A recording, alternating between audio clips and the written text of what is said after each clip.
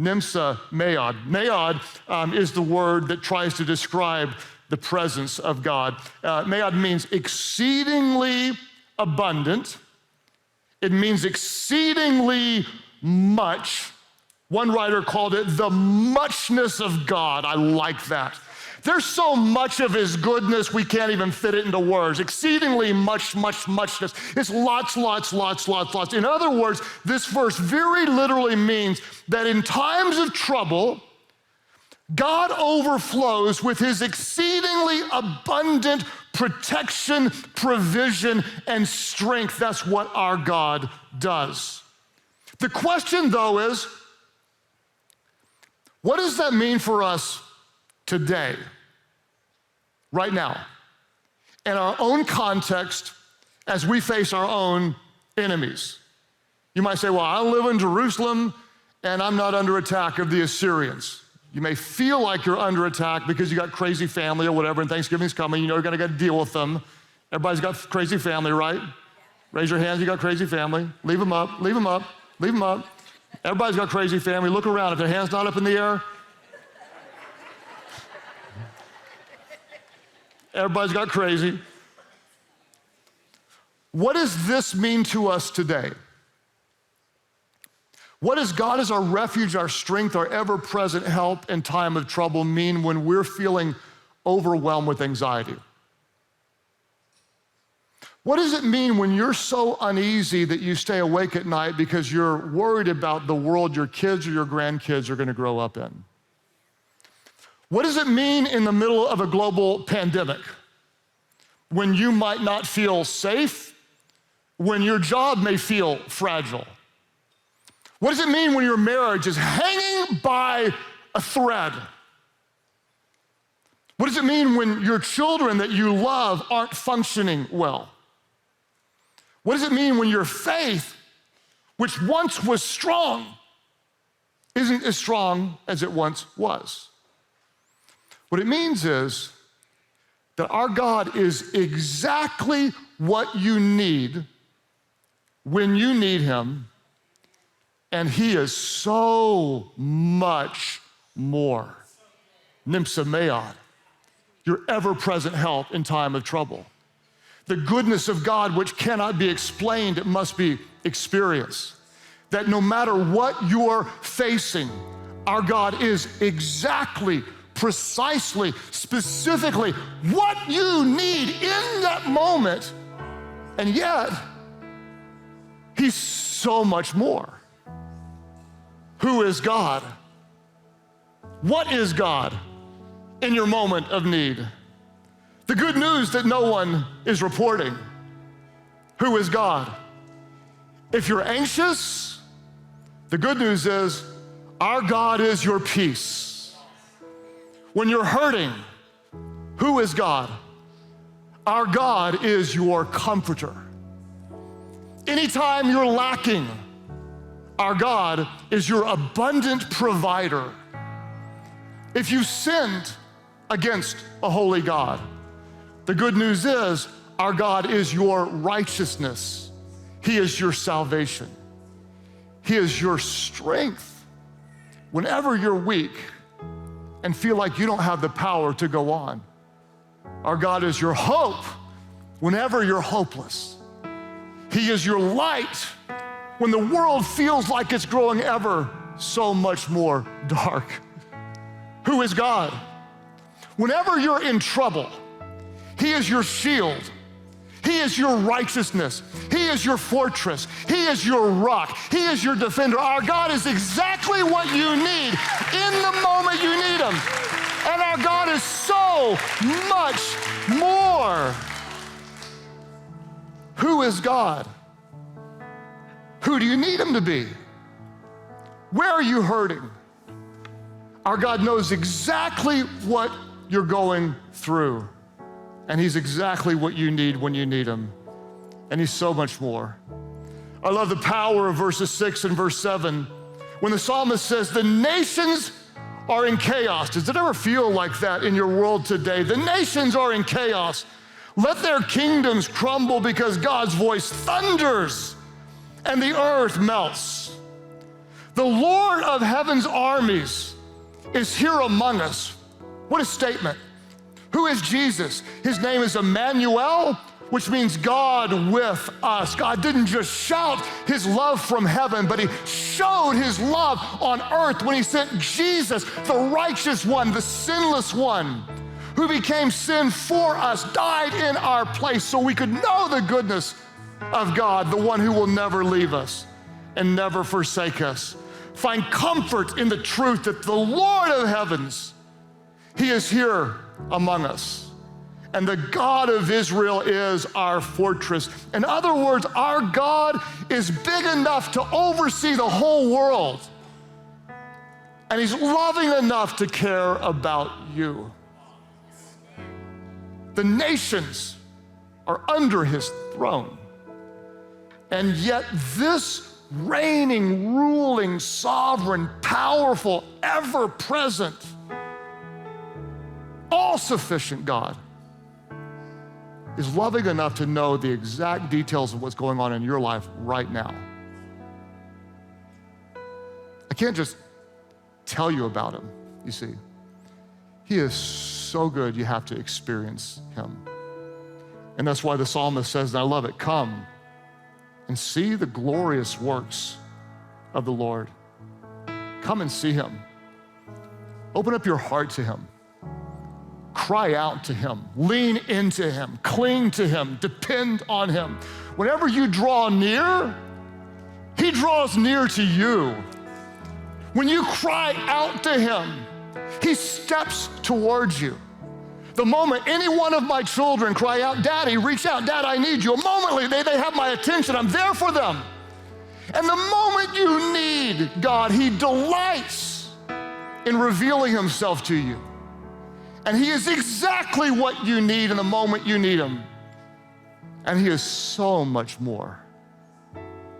Come and open up your hearts and see the glorious deeds, the goodness of our God. He is sovereign. He is supreme. He is king. He is righteous. He is just. And he's loving enough to be involved in the intimate details of your life. Who is he? The Lord is our fortress, our rock, our shelter, our ever-present help in time of need. That's the part I like. I like that a lot. Now I'm going to show you the part that bothers me. Is it okay if I'm bothered by something in the Bible? You ever get bothered by something in the Bible? Don't be so holy that you don't just come to this sometimes and say, you know what, this bothers me. This part bothers me. This is the very reason I didn't want to preach this text. And let me just try to help you understand why. Imagine it's 701 BC. I'm a husband and a dad, so I'm imagining me in this context. And the Assyrian army that I've feared since I was a little child is coming to attack. And I don't have the power or ability to protect my family. And I know what they've promised they're gonna do to my wife and my children. And I don't have the power to stop it. And my assignment from God is this: be still and know that I am God. Be still.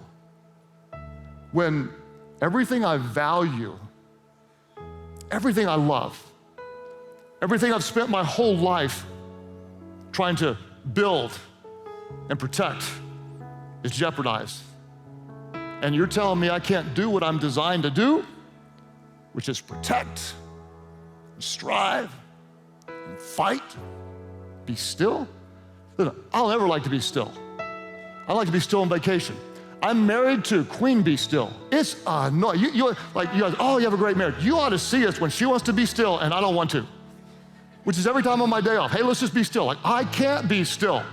She can be still in the presence of God like forever. I can't do it for 30 seconds. I got the best 25-second prayers you've ever heard in your life. Man, me and God are tight in 25 seconds. Amy can be still and like talk to God and like worship. I'm not talking about praying, I'm just talking about warming up. Listen, I can write a sermon, a leadership podcast, a third of an entire book. Before she ever even starts into the real prayer, she's just being still, honoring God. The reason I don't like to be still is because when I'm still, I can't contribute anything. When I'm still, I can't be in control. When I'm still, I can't voice my opinion. I can't fix anything. If I'm being really transparent, when I'm being still, I can't be important. I don't get to be the main character. And I like to be the main character. And God says, you're never the main character. There are some battles that only God can win. And there are some times, in some seasons, where your only assignment is to be still and know that He is God. Be still and know. Be still and know. Notice the text doesn't say, be worried and know that He's God. Getting up in your business right now, I'm coming for you. Doesn't say be freaked out. Doesn't say be anxious.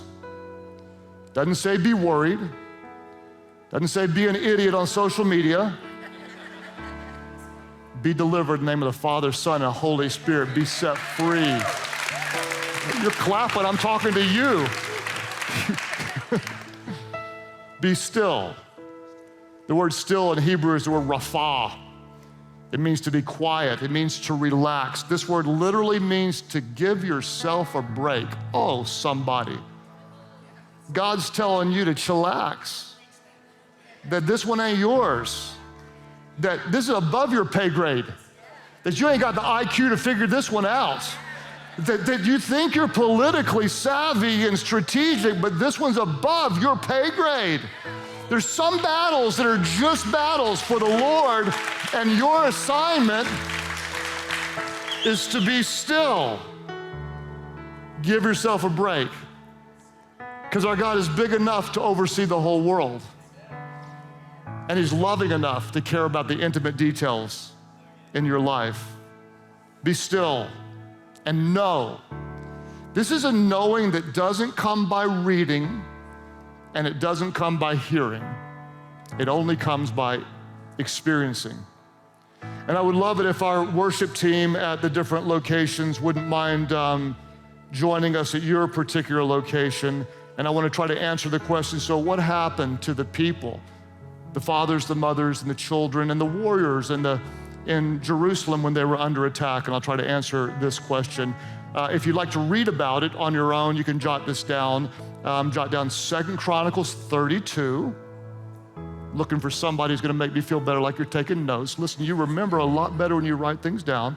2 Chronicles 32 or 2 Kings 19, it's the same version, or two different versions of the same story. Here's what happened.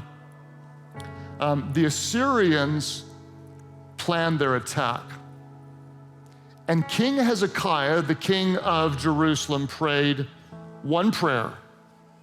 And what do you think our God did? The God who is always ready to help. Are you ready for this? When the king prayed, our God sent one angel.